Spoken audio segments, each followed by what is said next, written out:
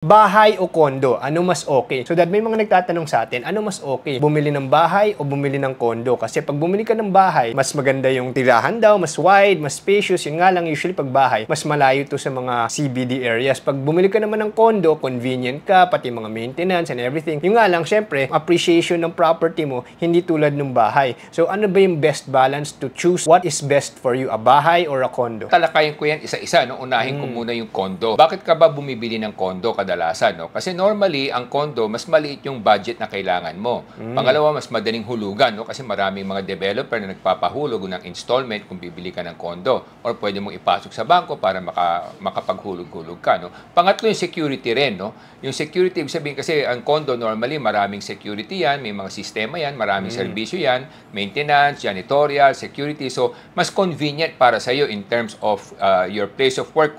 Kasi mga condo normally malalapit yan sa mga urban areas at malalapit sa mga place of work and shopping center. So yun ang mga advantages mo, no? Yung number one, proximity, no? Yung distance sa mga pinapasukan mo o sa pamilihan. Pangalawa, syempre yung budget, no? Mas normally mas maliit yung budget mo pag condo yung kailangan mo. And then pangatlo, syempre yung convenience na may security, maintenance, saka janitorial na naglilinis kahit na wala ka. Hindi naman basta-basta pwedeng pasukin yung kondo mo kasi nga may mga bantay yan, may mga asosasyon yan na may mga patakaran sila. So, hindi ka matatakot na malagyan ka ng illegal na settler sa loob ng iyong kondo, no? Kadalasan, protektado yan, maayos ang proteksyon yan. So, yun ang advantage. Ano naman disadvantage ng kondo?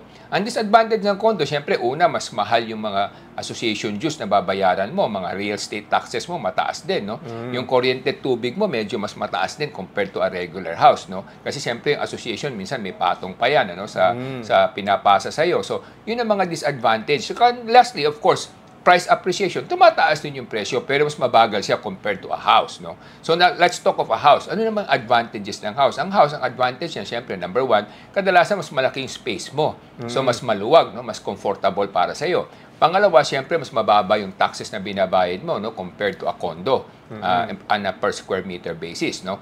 Pangatlo, syempre, mas safe ka sa earthquake, no? Hindi ka kinakabahan masyado pa nag-earthquake kasi bababa lang yung bahay mo, no? So, yun ang mga advantages. And disadvantages naman ng bahay, syempre, of course, security, no? Kasi normally, yung security critical yan, no? Pagka hindi ka sa guarded subdivision, normally, medyo risky yan kasi nga, pag wala ka at walang tao sa bahay mo, pwede kang pasukan na hindi mo alam, no? Pangalawa, siyempre, of course, yung proximity, kadalasan, pag bahay, mas malayo ka doon sa mga place of work o shopping center. Kung sobrang lapit naman, napakamahal na yan. Laki yan ng kapital na kailangan mo, no?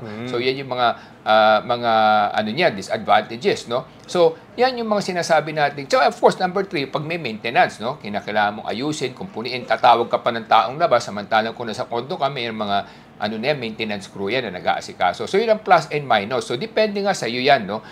Of course, in terms of price appreciation, mas mabilis ang pag-angat ng lupa at bahay kaysa sa kondo. Depende rin sa location, of course.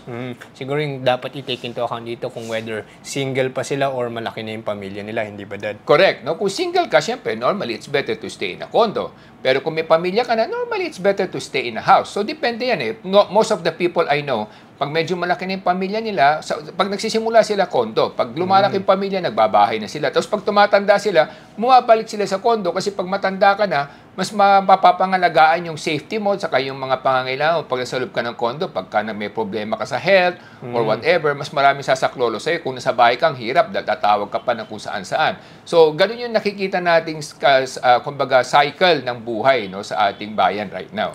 So yun yung mga lessons learned namin for today. Ako nga pala si Engineer Morgan Say, ang inyong coach ng bayan. Ako naman po si Michael Say, ang inyong dad ng bayan.